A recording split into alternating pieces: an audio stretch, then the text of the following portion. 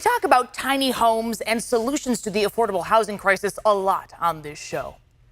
Just a few days ago, we talked about the governor's plan to deploy 1,200 of these cabin sheds across the state to house people experiencing homelessness. 350 of those are tentatively set to be placed at Cal Expo in coming months. And then, of course, there's the lot of 100 of those sheds on Power and Road that are supposed to house people experiencing homelessness. Those are still vacant, as Sacramento City and County say they're having issues with permits and material sourcing.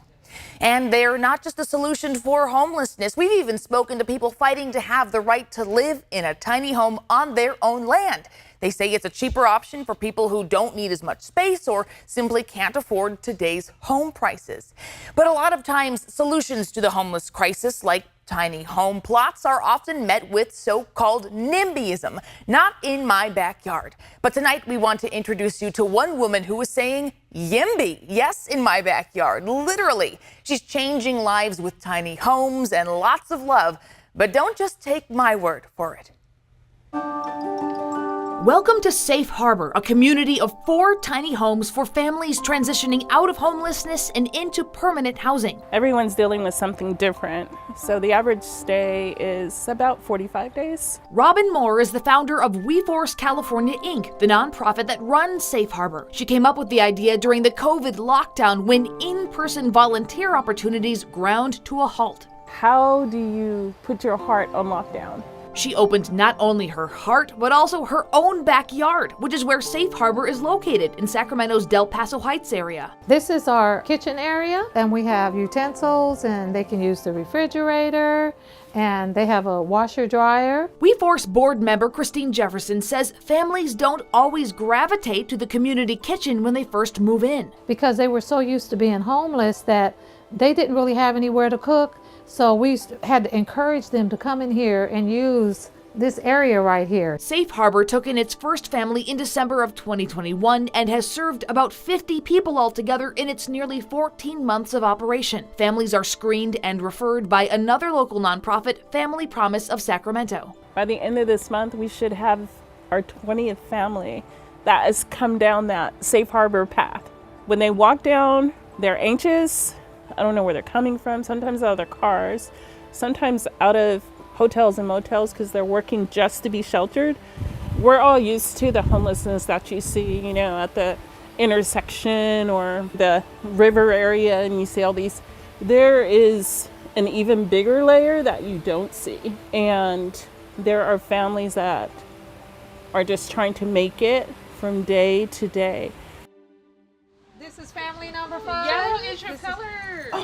This is beautiful. You look nice. Christina Talley and her 15-year-old daughter became homeless after leaving an abusive relationship. They were the 5th family to come through Safe Harbor, and Talley calls it life-changing. The biggest thing I think was the no judgment zone. That allowed me to release the shame that I had in reference to being connected to someone who had been addicted to methamphetamines, to being in a domestic abusive relationship.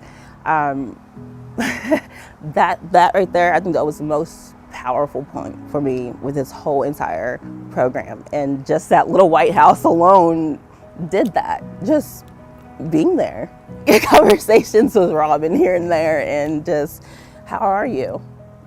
I don't know how I am, but and then the next thing I know, I could tell her how I am, and that's huge.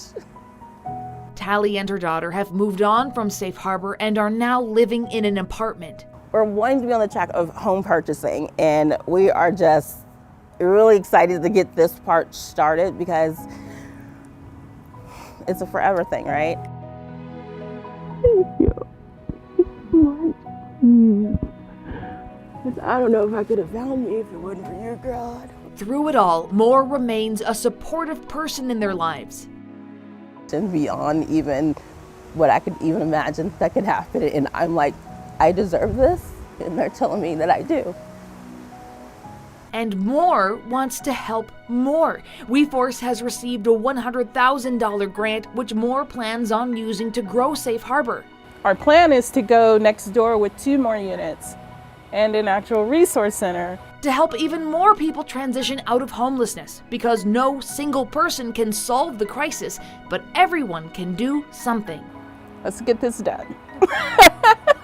Together, we're a force.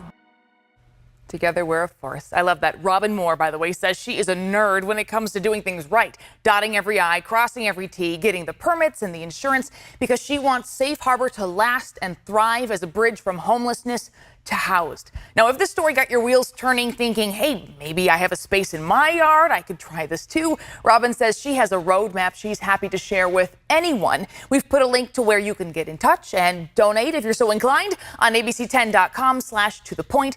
Just look for links mentioned. And we learned about this story, by the way, because we heard from a reader of ABC 10's Race and Culture newsletter. You can sign up for that, and we want to hear from you if you have something to highlight in your community. Send us a text at 916-321-3310.